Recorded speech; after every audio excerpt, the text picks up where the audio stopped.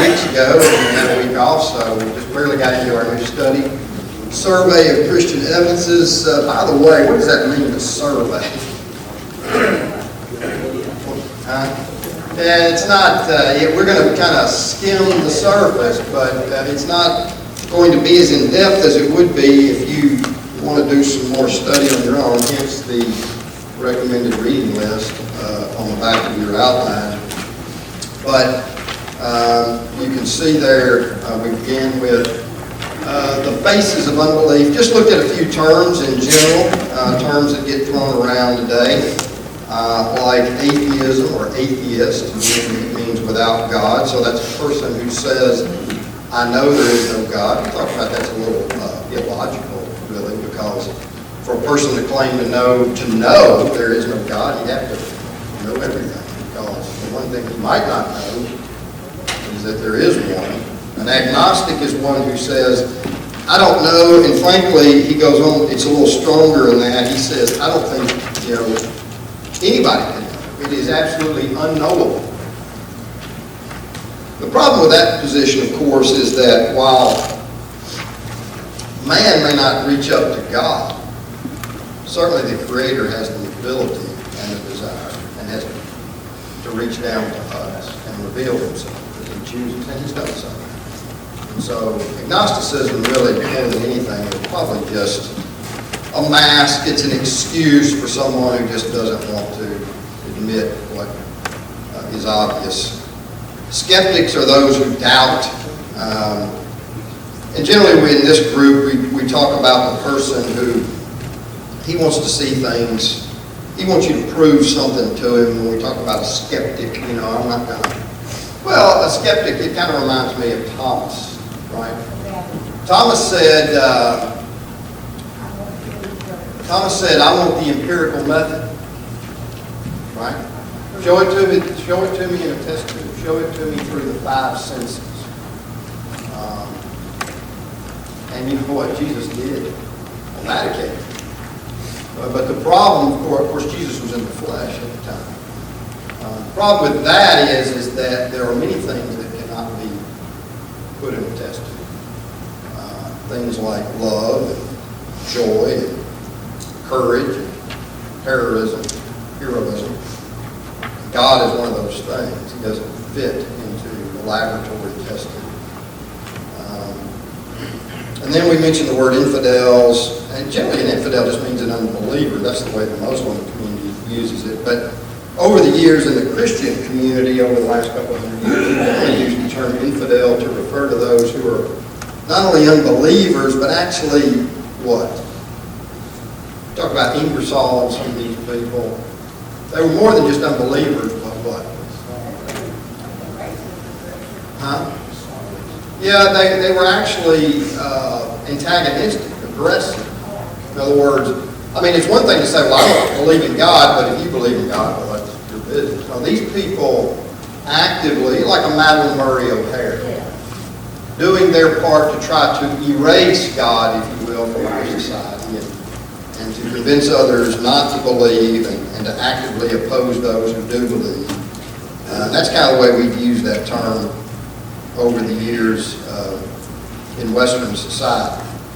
So we had just gotten into the second part there, causes of unbelief. Causes of unbelief, and we've listed several. The thing about these causes is a lot of them kind of overlap and run together, but we mentioned that it's funny because even studies show that human beings are born with a natural inclination to believe in God, to believe that the world was created, that there is an afterlife, there is purpose to life.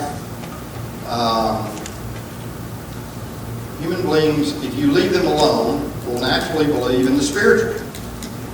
It is unnatural to be an atheist. You have to be taught it. You have to be indoctrinated. And studies have proven that, even studies by atheists, and they will admit that. And so that's kind of a weird thing if you think about it. And so it's unnatural for us. But so sometimes we don't understand why people don't believe. But we start out here with bias. God. Some people just have a bias. They do not want to, and there's reasons for that, of course. And generally speaking, the reason is what? I mean, what has always been humanity's problem? What is all about? Yeah, rebellion. We're rebellious. We're stubborn.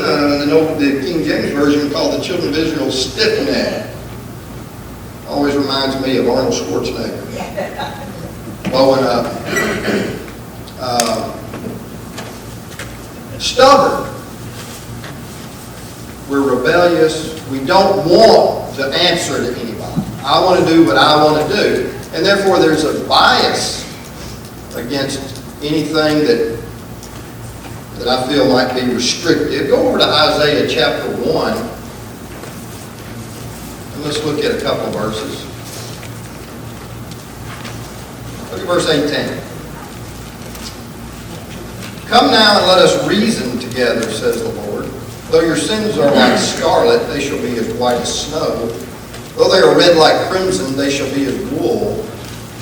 If, well, the Bible is just full of those conditional statements, isn't it? If you are willing and obedient, you shall eat the good of the land.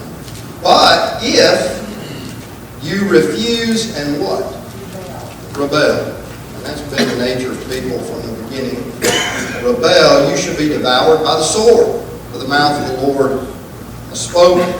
And so people don't like those restrictions. We live in a world of rebellion. And it's not that it's not knowable. Go over to Romans chapter 1. We'll look at Romans 1 several times through this study. But for our purposes today, notice the attitude of these people. For since the creation of the world, his invisible attributes are clearly seen, being understood by the things that are made, even his eternal power and Godhead, so that they are without excuse. Now notice verse 21. Because although they knew God, they did not glorify him as God, nor were thankful, but became futile in their thoughts, and their foolish hearts were darkened. In other words, it's something they knew, but refused to retain. Look over in verse 28. And even as they did not like to retain God in their knowledge, God gave them over to a debased mind to do those things which are not fitting. They knew God. They knew God existed. They knew God had demands upon them, but they refused to retain God. And they just said, we'll just erase him. We'll just pretend he doesn't exist. He has no authority over me. And that's the way a lot of people live. So there's a bias there. And in Romans, people who do that are called, verse 22, Romans 1:22, professing to be wise, they became what? Fools. Psalm 14:1 says, the fool hath said in his heart, there is no God. Conversely, in Psalm 111:10, it is the fear of the Lord is the beginning of wisdom. So the rejection of God is called foolishness. The fear of God is called wisdom. And here's the thing. That term foolishness or fool in Romans chapter 1 and Psalm chapter 14 is not being used in the sense of someone who's stupid. It's not being used in the sense of someone who's unintelligent. This is a moral and religious judgment upon a person. He may be, and some of the people that are atheists in our society are some of the smartest people IQ-wise in the world. But they have chosen a path that says, I refuse to retain God in my knowledge. And God, the Bible says, that is foolish. That is a moral judgment. Not that it's ignorant or dumb. And we're warned not to do the same thing, right? Hebrews 3:12. Take heed, brethren, lest there be in your heart the same kind of heart the Israelites had, which was what kind of heart? An evil heart of what? Unbelief. Unbelief. And so here's the thing. Belief and unbelief is a choice. The fact is, the reality is God exists whether we admit it or not. Doesn't have anything to do with us.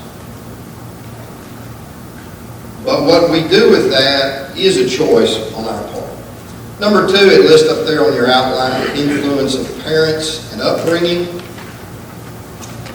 Now, it is obvious that there are some parents that rear their children to be atheists. That's obvious. But unfortunately, there's too many parents that claim to be religious that rear their children to be practical atheists because they don't rear their children at all. I mean, parenting is difficult at best. It is a 24-hour full-time job. And the Bible says that religious instruction in particular falls on the responsibility or on the shoulders of the father. Well, a lot of homes in this country that don't have a father, so you're already behind the 8 ball. And studies have shown that children generally tend religiously to go the way of their father, whether we like it or not. I mean, you've seen it, I've seen it. I've seen faithful mothers bring their children to worship until they were 18 years old. The father refused to worship, to obey. What generally happens to the children when they become adults? They quit. Go the way of the father.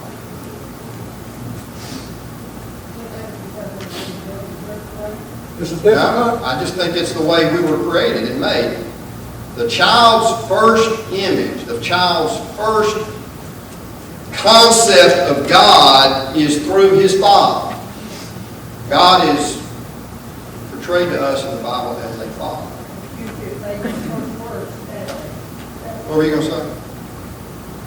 Well, it may seem like, as we used to say in the Marine Corps, being a snipe. I thought that was something like fishing for. Huh? Nothing, go ahead. Well, there's more to the concept. Okay.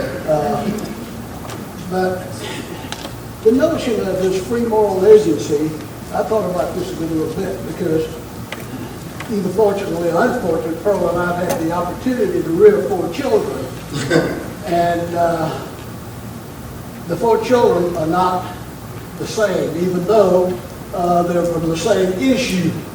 But those kids are uniquely different, all 4 of them. Absolutely. And there's this notion about free moral agency. I'm not sure that I fully understand that, although I've heard it most of my adult life. Kids want to do what they want to do, and it grows up in them. And if parents, as I was telling Carl recently, I had an uncle who used to say, you got to do your child like you would a tree. You got to bend it in the direction you want it to go. I'm not sure if I fully agree with that. But it is a father's responsibility to train up a child in the way they should go. Hopefully they won't depart from it. I've had some problems with that notion because even when you do what you're supposed to do to the best of your ability, free moral agency, these kids, sometime, and even though you took them to church, did all these things, maybe you were even an elder, as I was, but they won't all necessarily be faithful because, here again, this notion of free moral agency, I'm going to do what I want to do. Well, there's no question that people are responsible for their own decisions once they get to the point they can make them. And there's no question that faithful Christian parents can rear children. Children can fall away. There's no question about that. But here's the point. If I don't rear them at all the way they should be, I know which way they're going. They have no chance whatsoever. If I just let them go and do what they want to do and don't rear them the way the Bible's instructed me to, well, then the decision has been made. I have to fulfill my responsibility to my children, and then after that, the choice of the decision is theirs, but it's off of me. There's no question. And here's the other thing. Children are, every one of them is different.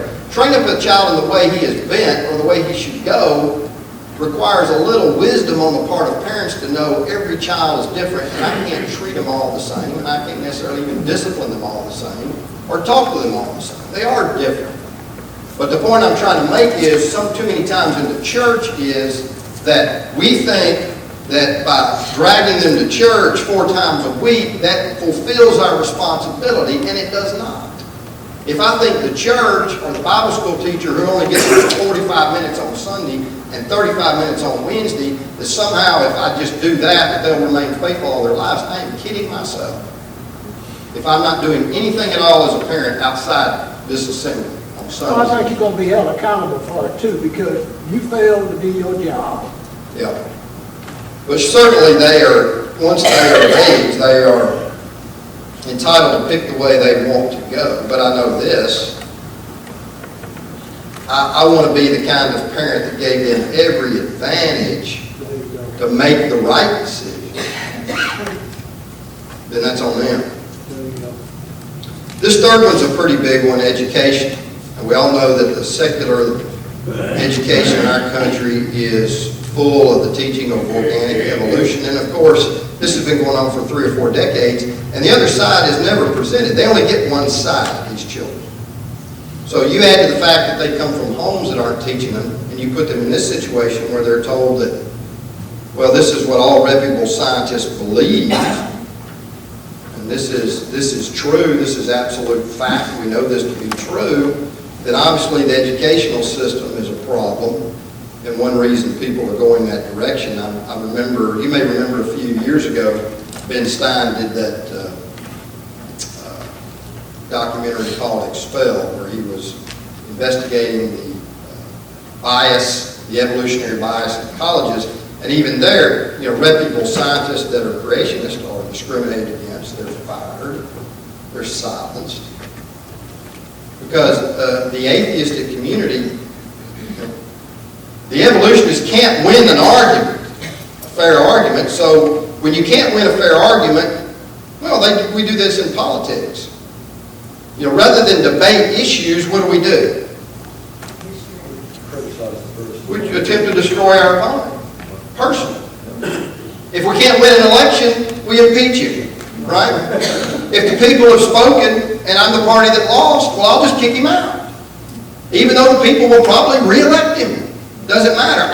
It's a win at all costs. And the atheistic community is the same. They don't want to hear the opposite side, so we don't let you talk about it. And of course, the problem with that is if you teach children they are animals, which is what they're teaching, and then we wonder why society is the way it is. Why do children act like animals? Why do people act like animals? Because you've told them that they are animals. We just happen to be right now at the top of the food chain, that's all. Immorality is again kind of morphs into that first concept of bias. Obviously, many people do not want to believe in God, because if they believe in God, then they have to admit that they are responsible to Him, they are under His authority, they should submit to Him, and frankly, they're doing things in their own lives that they don't want to stop. If I want to be a homosexual or a lesbian, or if I want to drink to excess, or if I want to, whatever it is I want to do, however it is I want to live, excess of riot, Peter called it, then it makes it easy not to believe in God, because I don't want any restrictions or limitations to what I want to do. He mentions up here on this outline scientific materialism. And people actually worship that. Well, it's very easy. We live in a society where who can solve all problems? We live in a world that actually think that human beings have some control over the climate. Really? I have a control over hurricanes and tornadoes and volcanoes. No, we don't. But we're told that, aren't we? That we're smart enough. We got all the science has got all the answers. And all the answers, and the answer is, this is great too. We get this from science. After all of the scientific advances we've made to get to the 21st century, we're now being told by science we have to live like cavemen. Okay, thanks. Thanks for jet planes and cars and mass production and all that. Give it to us, now you want to take it away from us. But that's what they tell us. But science has all the answers, and people worship science. And science is important, and in fact, the proper attitude toward God is what made all of these discoveries possible. If you look at some of the greatest scientific discoveries in the history of the world, you will find men who were believers in God. Isaac Newton and Pasteur and all those people. One of the features of scientific materialism is the belief in the eternality of material things rather than spiritual. Yeah. Although, I mean, again, they have to admit that they can't prove that the universe is eternal. And we'll talk about that. But true science is fine. Genesis 1:28, God told man to subdue the earth and have dominion over it. True science. And so I know from that verse alone, and from Genesis chapter 1 that says I was created in God's image, and the fact that God put us in charge, that my value is certainly more than rocks and trees. In fact, Jesus said, are you not much more valuable than these sparrows that God knows about, that die in the field? So true science finds belief in God to be the only way forward. In fact, it is my contention, and I think most people that have studied this will tell you, the more and more the scientific community gets off into atheism and organic evolution, the less progress is going to be made in scientific advancement. And we're kind of seeing that now. You know, we need to stop all development, pretty much, right, to save the planet. We have basically become, the funny thing about it is we are so smart, scientifically, and now we've become polytheists. We've become like people in the jungle. We believe in rocks and trees and all that stuff has spirits and is worth something. Also, more that it's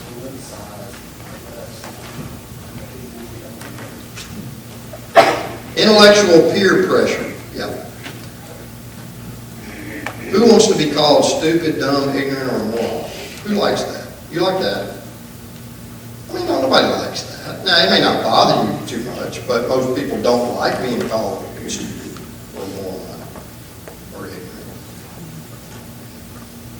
But that's the way you're portrayed because all intelligent people, right, believe in evolution.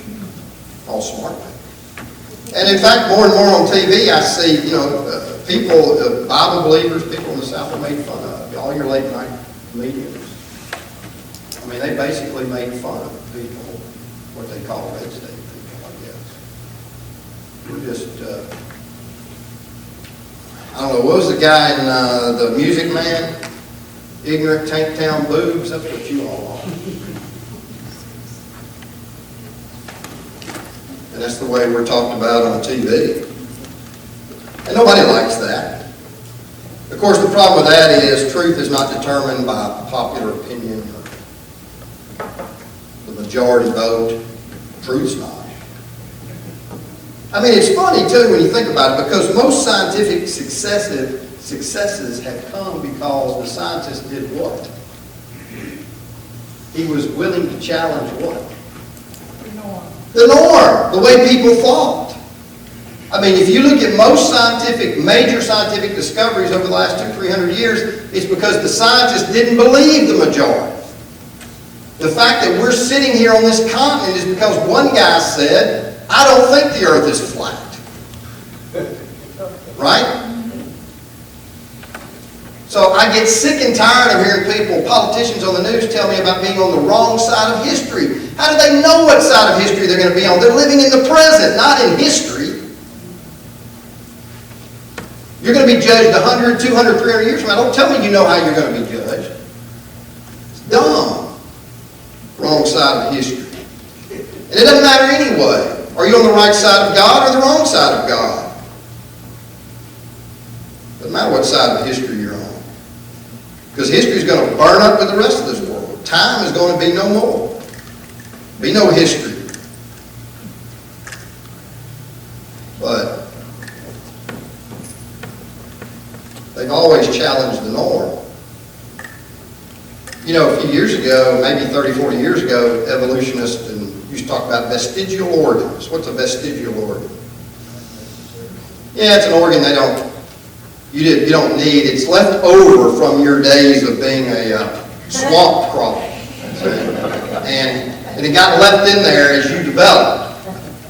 And the funny thing is, as years go by and the years have gone by, you know what they have found out?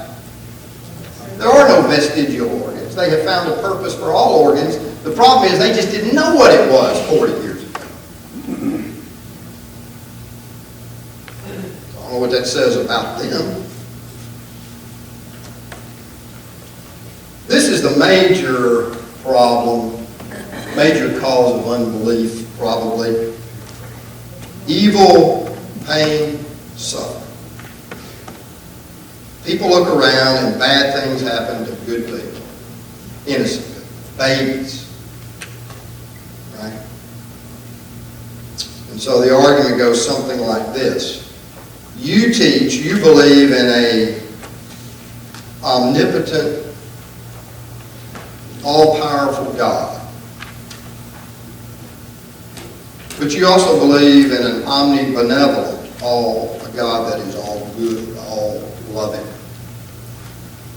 And we find that to be inconsistent because their argument is, if God is all powerful, then he can't be all good, because if he was all good, he'd get rid of all this unnecessary pain and suffering. But if he's all good, he cannot be all powerful, because he didn't have the power to get rid of it. Now there's a problem with that argument, and we're going to spend a lot of time on this when we get to this section. But you're assuming in your argument that there is no purpose to pain, suffering in this world. And that's a mistake. Turn over to, we'll conclude this section on these reasons for unbelief, causes. Turn over to 1 Corinthians chapter 1.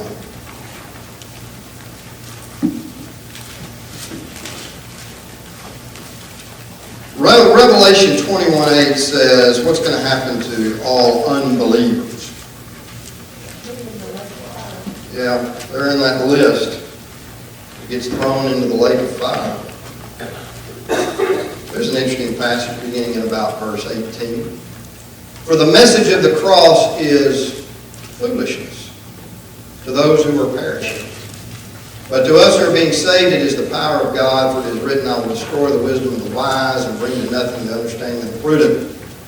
Where is the wise? Where is the scribe? Where is the disputer of this age? Has not God made foolish the wisdom of this world? For since in the wisdom of God, the world through wisdom did not know God, it pleased God through the foolishness of the message preached to save those who believe.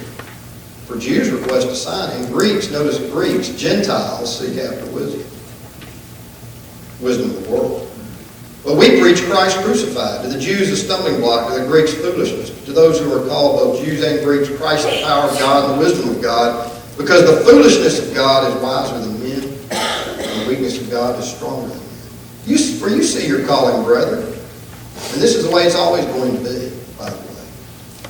That not many wise according to the flesh, not many mighty, not many noble are called. But God has chosen the foolish things of the world, put to shame the wise, and God has chosen the weak things of the world, put to shame the things which are mighty, and the base things of the world, and the things which are despised, God has chosen, and the things which are not, to bring to nothing the things that are. Why? That no flesh should glory in his presence. But of him you are in Christ Jesus, who became for us wisdom from God, and righteousness and sanctification and redemption, that as it is written, he who glories, let him glory in the Lord. Glory is always going to go to God. And puny people who think that they're smarter than God, there is no God, will pay a huge price for that. But what's important for us to glean from that passage is that, hey, we may be in the minority here, but we'll be on the right side of eternity, not just history. Eternity and hereafter. Well, if that's what you think, if your position is you don't believe in God, there's some implications from that. What is an implication? What does it mean to imply something? What's an implication? Absolutely. It's an idea that follows logically from a set of facts which are plainly stated. In other words, the implication is just as true as the explicit statement. That's what people have a problem with that in religion. You know, we start talking about biblical authority. They don't like implication. Well, I'm sorry, but if you look at everyday life, an implication is just as true as the statements that come before it. For instance, and where do we see this? Where is the easiest place to see that idea? As far as your school subjects. Where's the easiest place to see that? How it works? Math. Okay. Math. Anybody know what the Pythagorean theorem is? Remember that?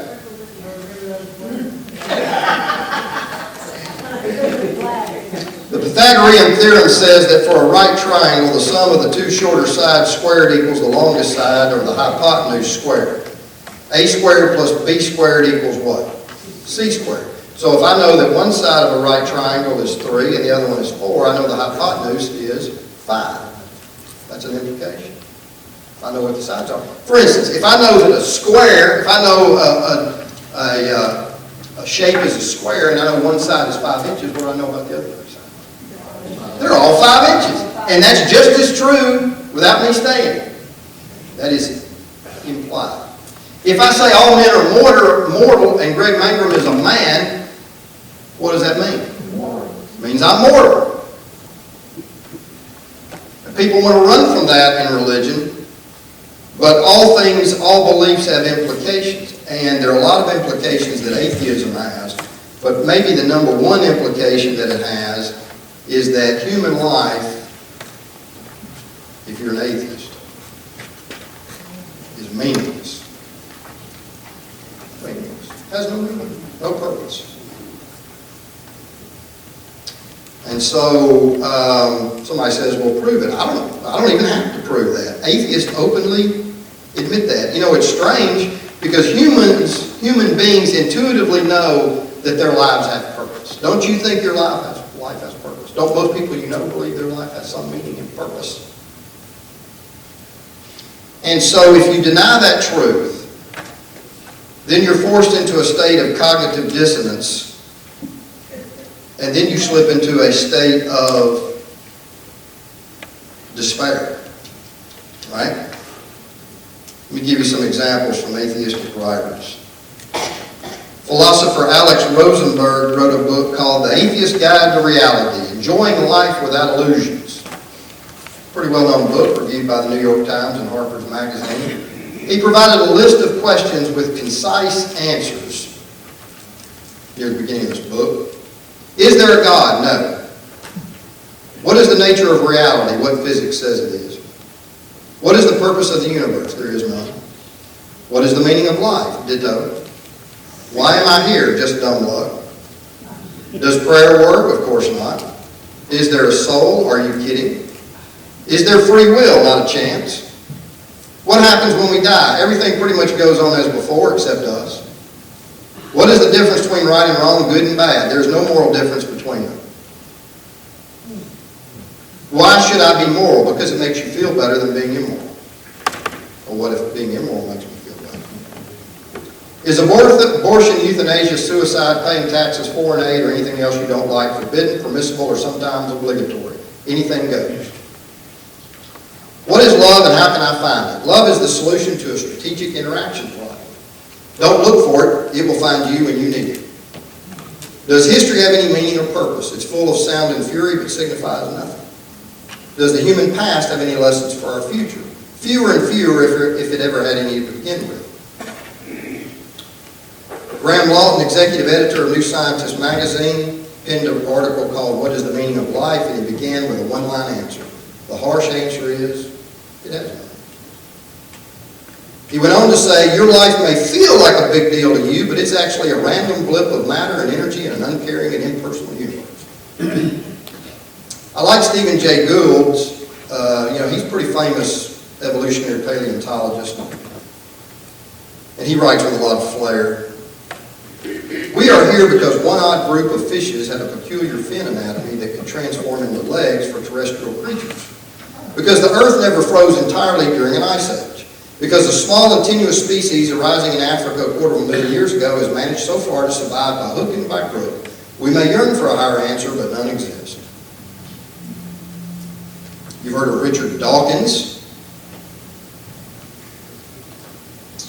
The universe we observe has precisely the properties we should expect if there is at bottom no design, no purpose, no evil, and no good, nothing but blind, pitiless indifference. You've probably heard this list before from William Provine, pretty famous atheistic professor at Cornell. Naturalistic evolution has clear consequences that Charles Darwin understood perfectly. Number one, no gods worth having exist.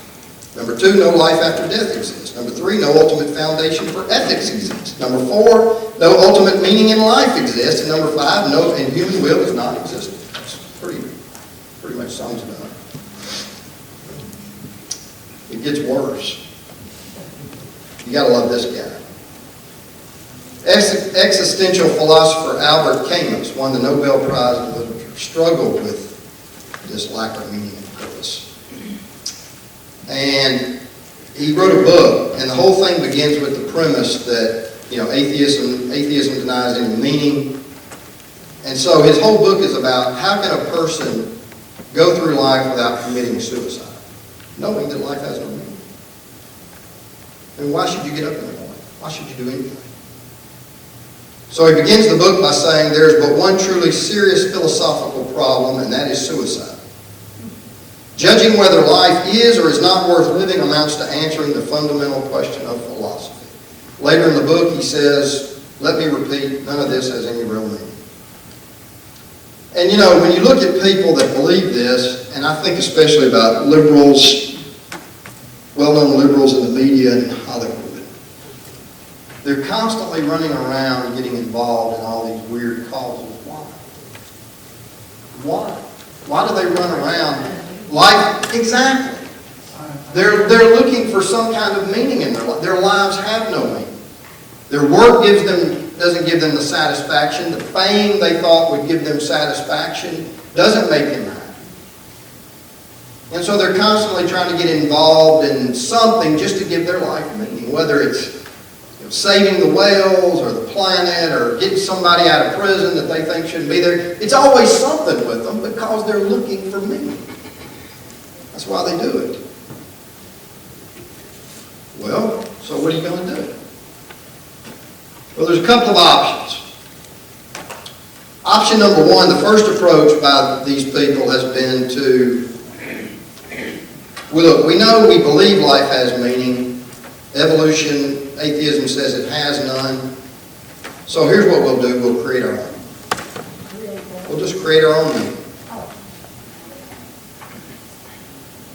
This guy writing in the Young Atheist Handbook said,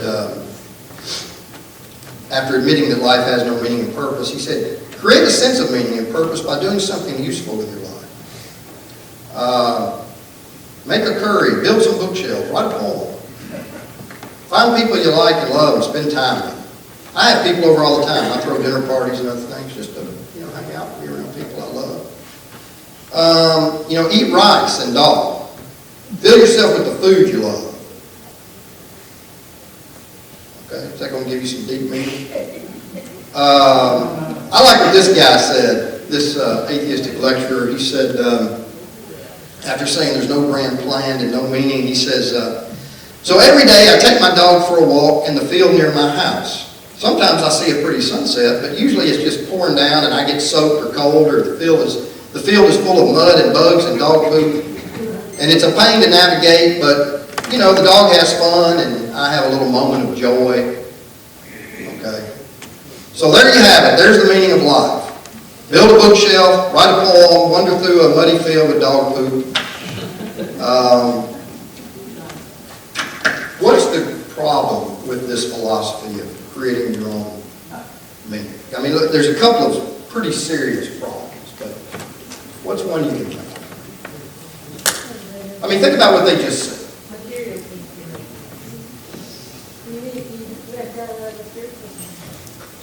But think about the things I just mentioned, that they're saying create your own meaning.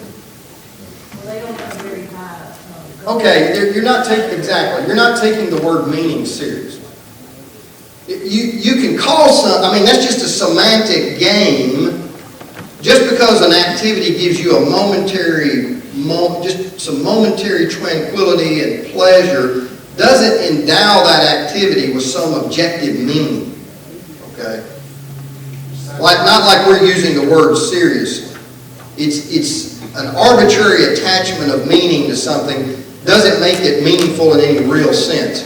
Abraham Lincoln supposedly once said, "How many legs does a calf have if you call its tail a leg?" It still has only 4. Just because you call a tail a leg doesn't make it so. And it's the same thing with these activities. Just because you say, walking my dog is some great meaning to life, doesn't make it so. Yeah, and it might be pleasurable for a few moments. But the second problem is even worse. Let me mention it before we go. Self-created meaning could manifest itself in any behavior. Right? You say, well, I find meaning in walking my dog in the park. Okay, that's fine. What if I find meaning in going to the park and killing everybody else's dogs? What if that's my meaning? What about that? Creating my own meaning. Life has one. And there are no ethics or morals. We'll talk about that some more. So the point is, genocide, serial killing, overdosing, whatever, I can easily say is my meaning. Just as easy as you could say good things are what we would call good things is your meaning. Yeah.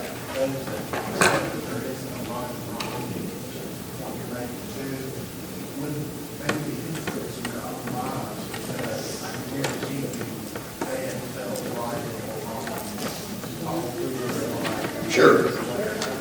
And we'll talk about that some more, but here's the thing. We may like to think that people would choose to do good things. But with evolution and atheism, I really don't have any grounds to insist that they do. You may like reading books to children. I may like eating them. What's the difference? If I find meaning in that, both, either one. All right. Well, that's number one. Creating meaning. That doesn't work. Next week we'll talk about, what if I just want to act? We'll pretend. In other words, let's live a lie. And we'll move on to the next slide.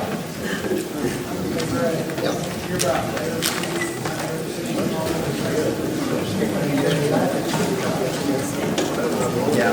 Well, that was